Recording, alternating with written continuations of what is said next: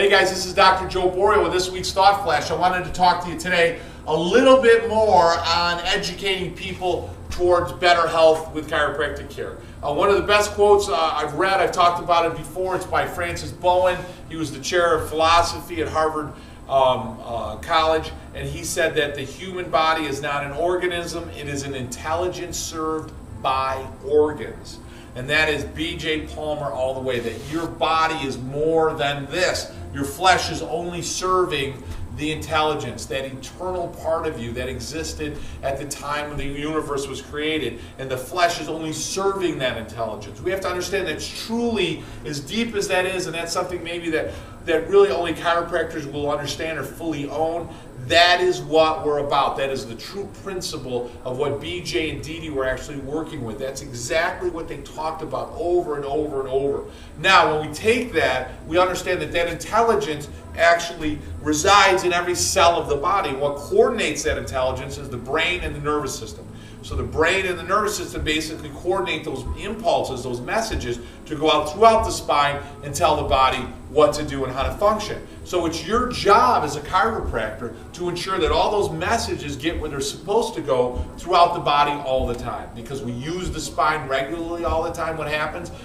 The spine gets shifted out of position, out of alignment, it presses on those nerves, those messages don't get where they're supposed to go, and as a result the body doesn't work as well as it's supposed to. Now we deal with a dis-ease, a dis-ease, that the body isn't symptomatic, it hasn't developed a disease yet. What it did develop, however, is the beginnings of a loss of homeostasis, that the body's now losing the ability to comprehend itself, that it's starting to lose homeostasis. And that means that if left in that state of dis-ease, loss of tone, what happens is the body will then move into a disease state. It's your job as a chiropractor to address it at dis-ease so it never develops the disease, the sickness, or illness. Okay?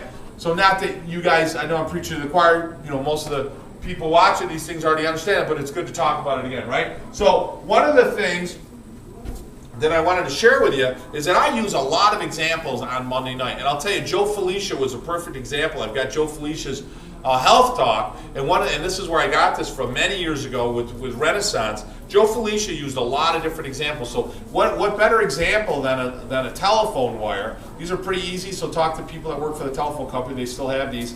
So you've got paired wire in here that you can use and say, hey, here's your spinal cord, here's your brain sending data, information, right? This nerve goes to your liver, your gallbladder, your kidney, your pancreas, and when you adjust, you're trying to open up those channels to allow the messages to go where they're supposed to. So that's a phenomenal model that I found very effective in educating people about chiropractic care. You want to work with babies and kids? You got to get a baby mount. Go right on eBay. You can buy one of these things on eBay and talk about kids. This is up here all the time. So when people are in here, hey, how did my spine get like that? When did my subluxation start? When did my spine start getting sick? Well, it probably started when you were a baby, and as a result, this is why when you go through the birth process, right? And I've talked about this before, but go right on eBay, punch in obstetrical forceps, buy forceps.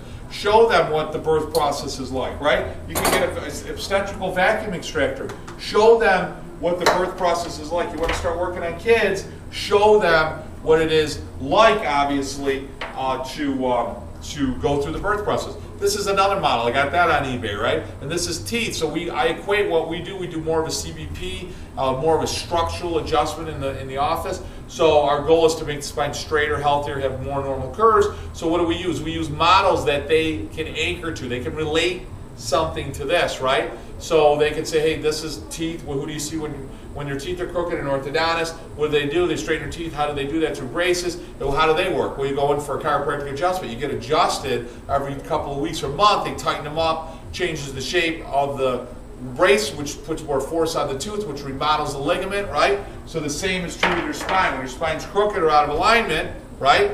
What are you going to do? You're going to readjust the spine to allow the spine to come back into alignment. And I tell people, it's the elephant in the room, money and frequency of care. Hey, why do I need to come 3 times a week? Because I ask them, what's going to happen? Your spine's been out of alignment 30 years. I adjust it. Is it going to stay there, or is it going to go back to the way it was? Well, it's going to go back to the way it was. So what do we need to do? We need to keep adjusting it very specifically, what Bob Schiffman teach me, right? Very specific scientific chiropractic adjustment.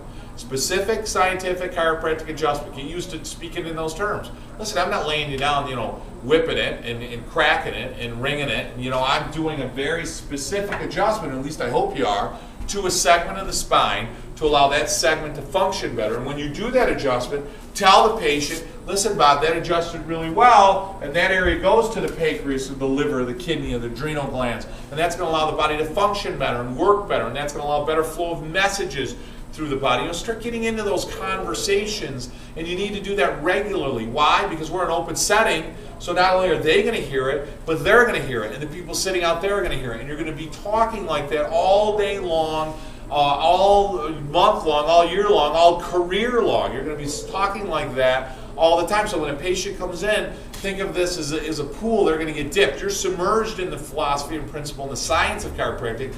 They're going to come in and they're going to get dipped in it. Every time they come in, you're dipping, you're talking chiropractic. And that doesn't mean back pain, that means neurology. Remember, the benefit of care is afferent and efferent.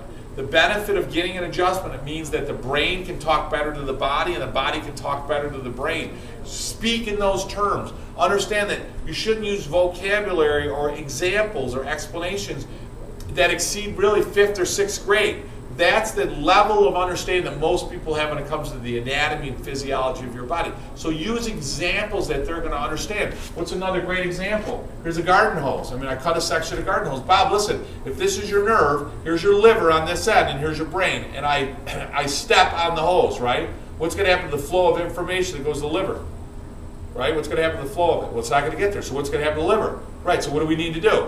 You want me to put pills on it, inject it? Is that what you want me to do? No, what do you want me to do? I want you to adjust it to relieve the pressure, which means what's going to happen to the flow of information? It's going to go better to the liver or to the kidney. And then what's that mean? What does that mean to the health of the organ? Well, it's going to be healthier. It's not rocket science. How long do you need to care for the spine? For the rest of your life. There you go. That's your explanation of chiropractic care, right? How true is it, right? And then we just did a webinar with our clients. Excuse me. We did a webinar with our clients yesterday, and I'm going to do a talk tonight over at the New York State Chiropractic Association and the New York State Council. Unfortunately, in New York State, we still have 2 associations. Hopefully that'll end soon, but they're starting to work together, thank God. But the bottom line is I'm going to be doing a talk tonight on science, the science of the vertebral subluxation, meaning that the misalignment of the spine and how it affects the flow and function of the body and how it affects the flow and function of information and data that goes to all the organs and into the different body parts. And the fact that vertebrates do have a reward system, an opiate reward system in the brain that affects it. We know that if I adjust dysfunctional joints in the neck that aren't even symptomatic, these people aren't coming in with neck pain, dysfunctional joints in the neck will result in a loss of speed. There's an increased degree of latency between afferent and efferent flow from the brain to the body tissue. That has been changed with evoked potentials. They're able to measure that, brainstem evoked potentials. They can measure that. It's out of Carrick's work.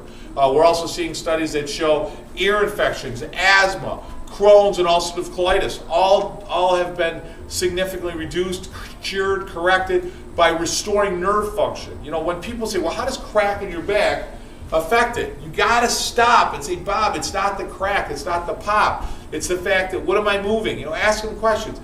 Moving the vertebrae. Why am I moving the vertebrae? What's it pressing? What's it pinching on nerves? Exactly. Do you realize you got to pinch on a nerve by up to 50 to 60% before the nerve even becomes symptomatic?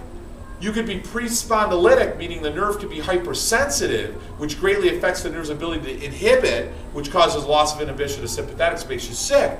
But they're not even symptomatic at that point. That's the loss of tone. That's dis-ease. That's a loss of normal function of the nerve. However, the nerve itself has not become symptomatic yet. Those are the terms in which you need to speak to people. Listen, we're running out of time, guys. It was always great. Thanks for bringing me in your home. We've got a seminar coming up in Las Vegas, 21st, 22nd of January.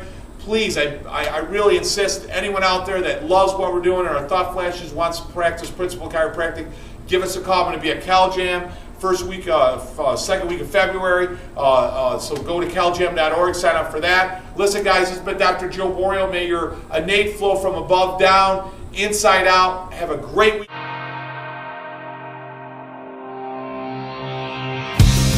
My best friend gave me the best.